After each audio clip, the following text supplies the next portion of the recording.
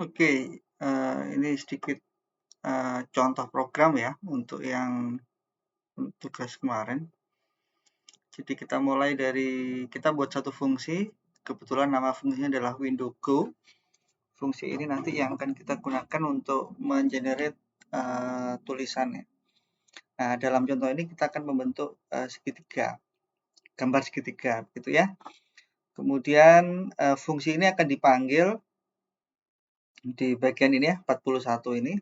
Jadi program main 02.p ini ketika di running, dia akan mencari main ini, kemudian di dalam main ini, dia akan menjalankan fungsi yang namanya window go.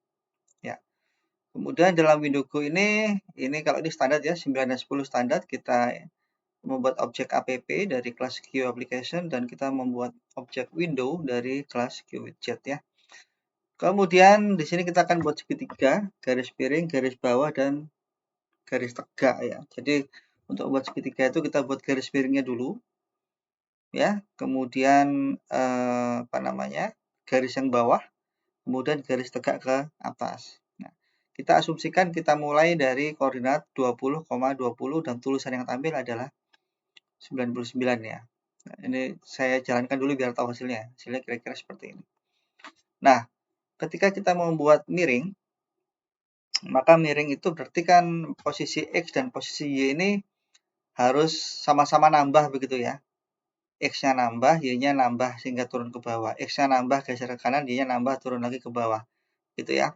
Maka di sini programnya kita pakai looping. Diasumsikan kita loopingnya range-nya 1 sampai 10. Kalau range 1 sampai 10 itu dia mulai dari di antara 1 dan 10 begitu ya. Di sini kita buat label, set teksnya kita isi dari tulisan ini ya, dari variabel T isinya 99. Kemudian posisinya kita posisikan X-nya ketika counternya 1, dia 20, ketika counternya 2, 20 kali 2, 40.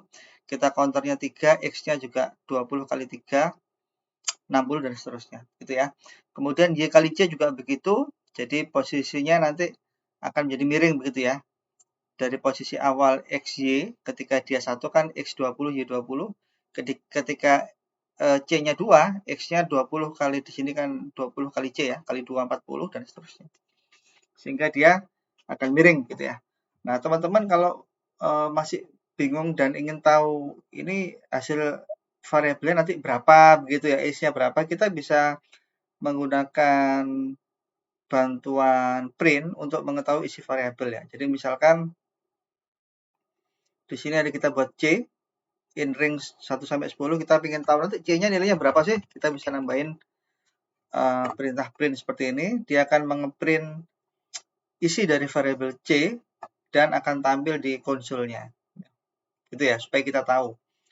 Sebagai contoh kalau kita jalankan, nah di konsolnya ada nih, C-nya berjalan dari 1 sampai 9. Begitu ya.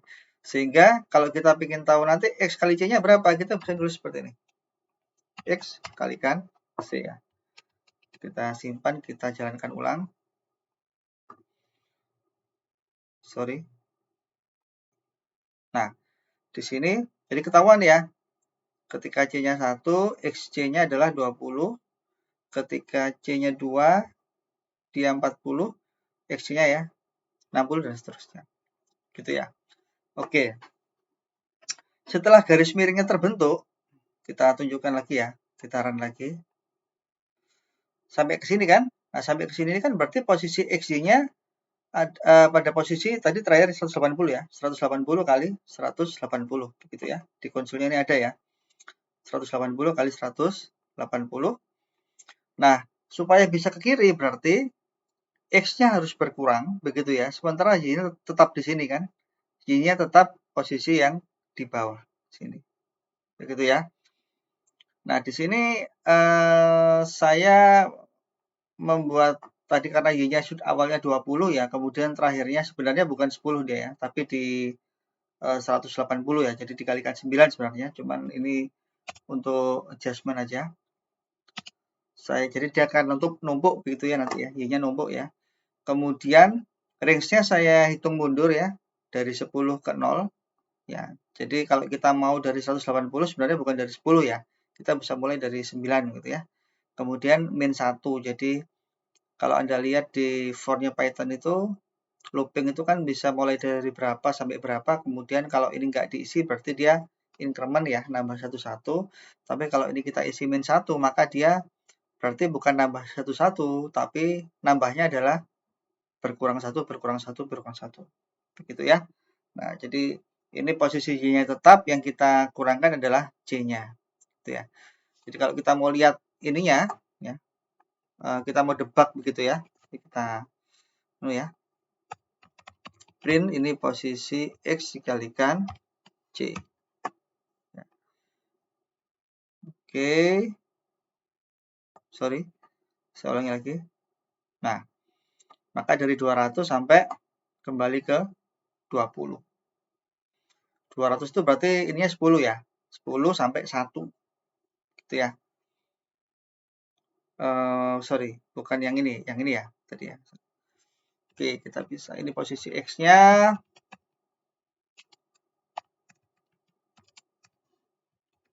Kemudian ini posisi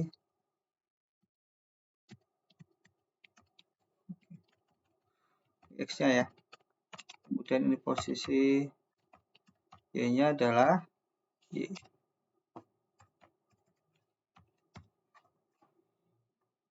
Kita stop. Kita jalankan lagi. Ya, di sini ya. Jadi X-nya 200, Y-nya 200, X 180, Y-nya 200, dan seterusnya. Kemudian yang bawah, ya, saya tunjukkan gambarnya lagi. Karena posisinya sudah di sini, berarti kan kita tinggal mengurangkan posisi Y-nya ya, supaya dia ke atas ya. X-nya kita kembalikan ke 20, kemudian Y-nya dari sini ke atas. Gitu ya. Sehingga programnya di sini, ini Y-nya yang berkurang ya, mulai dari 10 sampai 1. Gitu ya. Jadi ini contoh program sekilas untuk membuat gambar segitiga. Dengan pendekatan yang sama, Anda bisa membuat gambar apapun ya. Misalkan segi 4 ya, atau persegi panjang atau yang lain. Tentu saja Anda harus mendesain ininya dulu, algoritmanya. Gitu ya. Oke, saya kira itu untuk video ini. Kalau ada pertanyaan nanti bisa disampaikan lewat komentar atau ditanyakan lewat Google Classroom. Oke, selanjutnya kita akan mereview tentang layout ya. Anda bisa cek di di internet ya, banyak referensi. Jadi layout itu adalah bagaimana kita menata widget dalam sebuah window. Kalau kita tidak menggunakan layout, maka kita ketika membuat widget, apakah itu label atau push button atau yang lain, maka kita harus menentukan geometri positionnya dia. Pixelnya dia berada pada posisi X berapa dan Y berapa. Dan ketika window itu digeser-geser, maka posisinya dia akan tetap, tidak akan berubah, begitu ya. Nah, sementara supaya dia bisa berubah secara dinamis, menyesuaikan ukuran dari window, maka kita bisa menggunakan layout. Nah, layout itu ada banyak layout ya. Ada yang sering digunakan ya. Ada QHBox layout, VBox layout, grid layout, stack layout ya. Di sini ada juga yang model form layout juga ada gitu ya. Oke, di sini kita akan mencontohkan bagaimana menggunakan QBox layout ya. Nah, sebelumnya kita pastikan ketika kita menggunakan PyQt, maka library yang diperlukan harus kita import ya, sesuai kebutuhan ya. Tidak disarankan untuk import bintang atau import semua karena akan memperberat aplikasi kita. Oke, dalam contoh ini kita akan import. Nah, ini nggak dipakai sebenarnya. Oke, ini juga nggak dipakai. Ya, yang abu-abu ini otomatis kan nggak dipakai ya. Jadi widget, application, QWidget, QLabel, sama QBox layout ya. Widget itu untuk buat windownya, application untuk men-start aplikasinya. Ini kita pakai label untuk buat tulisan, kita pakai vertikal ya. Vertikal itu tegak, Kalau horizontal itu nanti dia akan mendatar begitu ya. Kalau grid dia nanti kotak-kotak. Kita mau buat grid berapa kali berapa. Nah, kemudian di dalam ini ya, kita bisa membuat apa namanya? Layout yang bersarang. Oke. Sebagai contoh, kembali lagi kita buat satu fungsi namanya window go, fungsi atau metode ya. Kita definisikan pakai def window go. Nanti window go itu akan dijalankan saat aplikasi min03py ini di run, kemudian dia akan mencari min ya, if underscore name underscore sampai dengan min. Di sini dia akan menjalankan satu metode yang namanya window go. Oke, di dalam window go kita inisialisasi PyKit ya. Kita buat objek app dari kelas application, kemudian kita buat window dari QWidget. Kemudian ukuran windownya kita set di bawah, di baris 18-19, kemudian windownya show, kemudian aplikasi kita jalankan. Ya. Standar. Nah, pertama kita menggunakan QV box layout ya. Jadi pertama kali kita definisikan objeknya dari kelas QV box layout. Kemudian layout ini kita tempelkan ke window.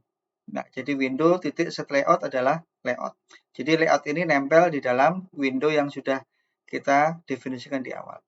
Dalam contoh ini kita membuat satu label ya, namanya QLabel window. Namanya label gitu ya, dari kelas QLabel. QLabel ini perlu parameter ya. Jadi nanti akan nempel di widget yang mana? Ya ini kan tadi widgetnya adalah window gitu ya. Kemudian label ini kita kasih tulisan set text halo, kemudian label yang kita buat ini kita tempelkan ke layout ya. Caranya nama layoutnya tadi titik add widget, kemudian nama objek labelnya. Gitu ya. Kalau yang bawah ini untuk biarkan windownya ya. Jadi kalau kita jalankan hasilnya seperti ini. Ya. Nah, coba Anda perhatikan. Ketika ini di resize, diperkecil, maka tulisan halo ini akan bergerak secara dinamis begitu ya, tanpa kita harus menentukan lagi ya. Dengan cara yang sama kita bisa buat label yang lain ya. Label yang lain misalkan kita buat label baru begitu ya. Lalu juga kita juga tempelkan di layout tadi ya, add widget label. Coba kita jalankan. Nah, gini ya. Otomatis dia akan mengatur ya. Jadi dia akan mengatur seakan-akan di dalam vertikal tadi itu ada dua komponen gitu ya. Kalau kita buat lagi sama ya.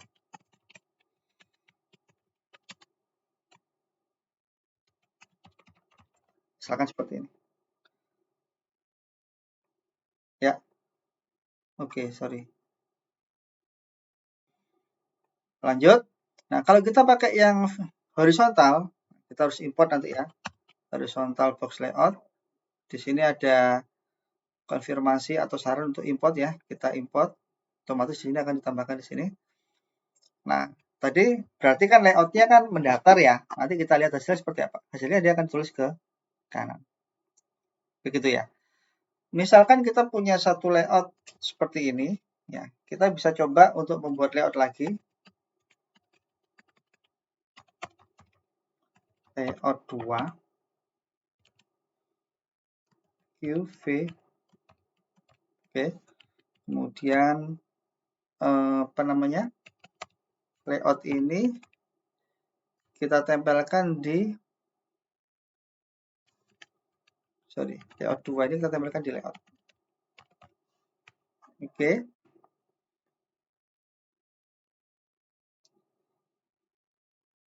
Sebentar.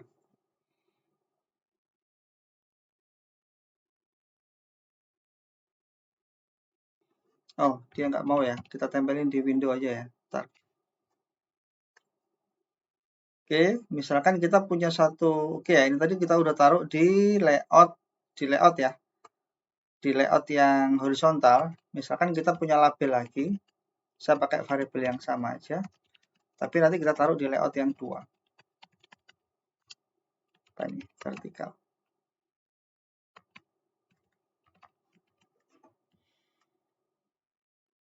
Ya, jadi dia posisinya di vertikalnya ya, di vertikalnya ya.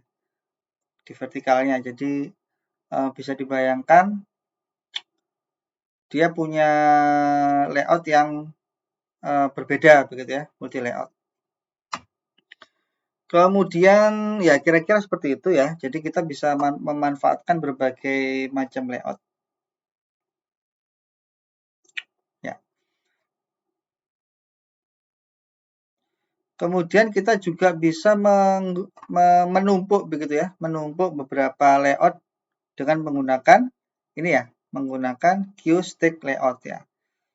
Nah, ini kalau yang vertikal akan ditata seperti ini, sementara kalau yang horizontal dia akan ditata seperti ini ya. Nah, nesting layout ya.